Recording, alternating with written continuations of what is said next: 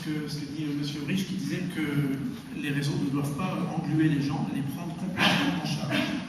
Alors ça, je crois, sur le plan historique, ça veut dire qu'autrefois, asile, c'est un très beau nom, asile, c'est un nom qui était un abri pour les gens qui étaient exclus de la société, et que la psychiatrie du temps de Pinel, juste après Pinel, Esquirol, etc., avait décidé d'aider en les prenant dans des lieux où ils pouvaient être réinclus dans la société par ce passage par l'abri, par l'asile.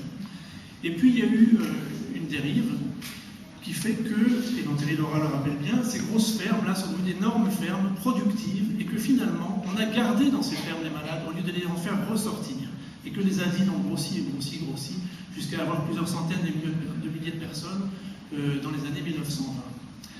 Et donc l'enfer est pavé des meilleures intentions du monde, et qu'effectivement on est parti de cette volonté d'aider les gens, et que finalement on a asilifié, et qu'aujourd'hui c'est devenu une image repoussoire, l'asile qui fait tout et qui devient une institution englobante, mère toute puissante, mère archaïque, certainement pas en tout cas structurante en termes de loi, sur le plan de la loi psychique et du manque qui doit être aussi celui avec lequel nous avons tous affaire. Alors, la dérive, bien sûr, vous la voyez tout de suite, c'est que les réseaux peuvent devenir ça. Et que deux remarques là m'ont fait évoquer ça. Ce qu'a dit Mme Kérousse tout à l'heure, c'est-à-dire qu'elle a évoqué qu'un hôpital psychiatrique avait son ESAT. Et on peut avoir comme ça une espèce d'asile tentaculaire avec j'ai mon ESAT, j'ai mon foyer logement, j'ai ma résidence accueil, j'ai mon truc, mais tout ça c'est le même asile, le même hôpital, pardon, c'est l'asile. Et c'est bien ce que ça risque de faire. Donc il faut effectivement faire très attention à ça. Je crois qu'il faut travailler les réseaux avec les manques de chacun qui font qu'on a besoin de l'autre pour avancer. Et que ça, c'est thérapeutique pour nos malades de comprendre ça aussi. Donc il faut faire effectivement attention à ça. Alors tout à l'heure, Mme Battard disait aussi que ce serait plus efficace si on avait notre médecin dans notre SAMSA. Ben, je ne suis pas sûr. Je pense que la vraie question, c'est scandaleux que le psychiatre mette 1 mois et demi à voir un malade pour qu'il laisse être urgent.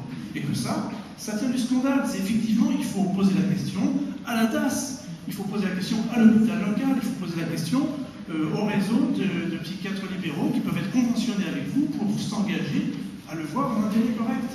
Et il y avait une phrase de mes slides, de mes machins, comme on dit en français, de mes PowerPoint, qui disait effectivement que la psychiatrie doit faire son travail, mais rien que son travail. Et son travail, c'est la crise, l'urgence, l'ouverture 24 heures sur 24, 365 jours sur 365. Et que ça, nous avons des comptes à rendre sur cet argent-là et sur la tâche qui nous est confiée. Et que vous avez à questionner sérieusement vos partenaires sur la tâche qu'ils font avec l'argent qu'ils doivent avoir. Et je crois qu'il faut absolument garder ça en tête, parce que sinon on fera les meilleurs réseaux du monde, complètement totalisants aussi, et on va engluer nos patients, et c'est un échec thérapeutique au fond. Sur la parité,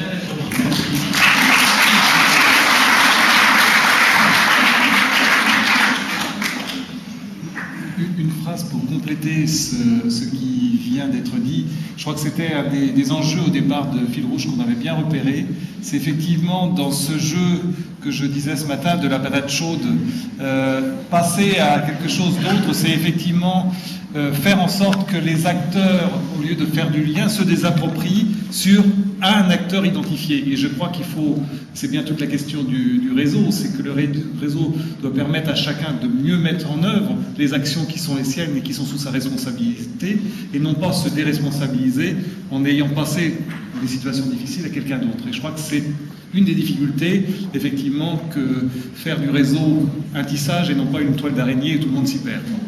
Juste pour rebondir par rapport au rôle du médecin, ça, c'est pas de remplacer le médecin psychiatre, mais c'est de faire le lien plus rapidement entre médical en fait, parce que nous, on n'a pas la légitimité, effectivement, de dire au médecin psychiatre, attendez, la urgence, vous voyez pas dans un mois, mais dans 15 jours, alors entre confrères, effectivement, là, il y a des moyens d'avoir un langage, on parlait de langage commun, et c'est s'appuyer sur le médecin pour coordonner avec le suivi médical de la personne.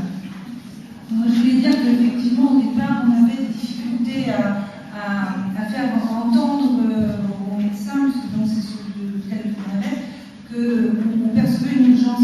C'est dans le temps qu'on a installé ça. Donc maintenant, quand on appelle en disant il y a besoin et quelqu'un qui ne va pas bien, on a le rendez-vous dans la journée. Donc on a aussi une crédibilité